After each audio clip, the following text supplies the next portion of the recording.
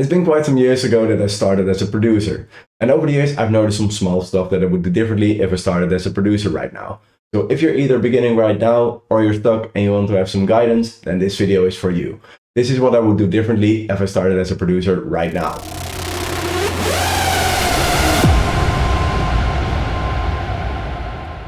The first thing I would have done differently if I started as a producer right now is I would have used a lot more samples. Especially hardstyle gigs because they're such a pain in the ass to make. So for you guys, I put together a pack of 70 of my old gigs. Some of them have been used in tracks and some of them haven't. And you can use them to start learning how to write songs. Besides that, I also added 2 vital banks so that you don't have to worry about writing your full synths. Because synthesizers can be quite hard if you're still learning how to even make music. And that brings me to the second point of the things that I would have done differently. I would have started focusing a little bit more on theory. Now, music theory is often this thing that really gets blown up. There's so much to learn, and there is, but you can keep this quite simple. Let's take a look at these 2 scales. Over here, we have 2 scales which both only use the white notes. But here we have a C major scale, and we have an A minor scale.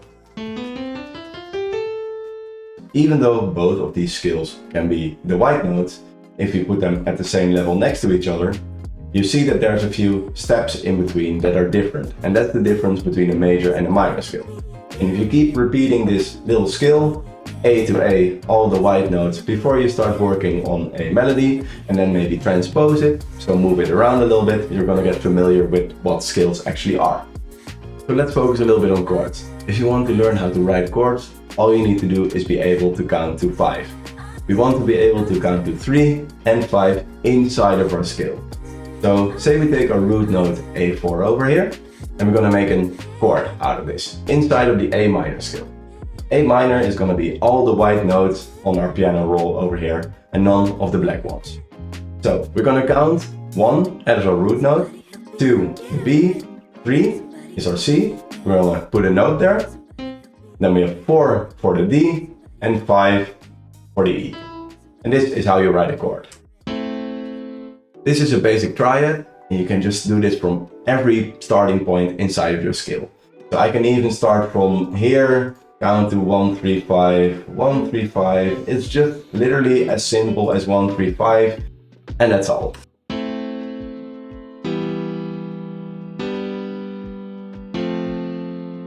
So if you can count to 5, you can now make chords. So now you know how to write your chords. Check out this video because it's just the best video. I made it myself. The best video on how to write actual melodies. It's gonna be such an easy trick, and you're gonna be writing great melodies in no time. So check it out. And then the next and most important thing that I would have done differently if I started as a producer right now, and that is finishing music. I worked so much on kicks and sound design for my leads and screeches that I always just got stuck in a loop, and I never knew how to get out of there. So if you don't want to be like me, having a great crowd watching you how you do sound design, but you want to be in front of a crowd and play your own music live, the first thing that you really need to learn is just finish your music. And I have this new project file that I'm working on right now, but the thing is, even if you're not good enough yet and you only have like half of something and your leads still miss chords behind there, just do your best per session, per each track. And when you're done and you learn something, just be done. Just have it finished. Then you can start your next track. And after you start your next track, you're going to be able to do more because you already have learned so much from your previous tracks. So keep finishing music because that's really the key to create better music in the end. And also guys, thank you really so much for all the support over the years. It's been crazy to really see that I got such a huge crowd. And I got 6.4K people on my YouTube channel. So lots of love for that. And once you got all that done, you're starting to write your music and it's gonna get finished and you're improving. The next thing you really want to do is, well, 2 things actually. First thing is you want to start working on your socials. Get something that you're comfortable with. Like me, that's why I chose for YouTube, because I don't want to just do a shit post on Instagram, type some small caption like I'm really important and try to gain a following like that. I'm not like that. So that's why I started with YouTube, because I like to teach people. The other thing you need to do is when you bring out your music and send it to people is listen to their feedback.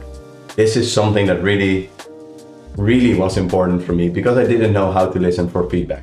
Did you know that I also do one-on-one sessions? If you need some help with your melodies or some sound design for your leads or gigs, maybe you want some help with your tracks because they're almost finished but you need that finishing touch, I can help you out with that. Check the link in the description down below. You want to be able to listen to the critique that you're getting because in the end you're making music that you like, but other people need to listen to it as well, at least if you want to make it big as a producer and you want more people to listen to your music. So if your arrangement is wrong or if the lead or the melody isn't as catchy as the listener would have liked, of course don't entirely change the song to their liking because it's still your art and you're performing it. But take all that information in, thank them for it and just improve with your next track. Now I hope you learned something from the journey and the mistakes that I've made and you won't make them yourself, and that this video sets you up on the right track to reach your goals. Hopefully you liked this video and I'll see you in the next time. Cheers!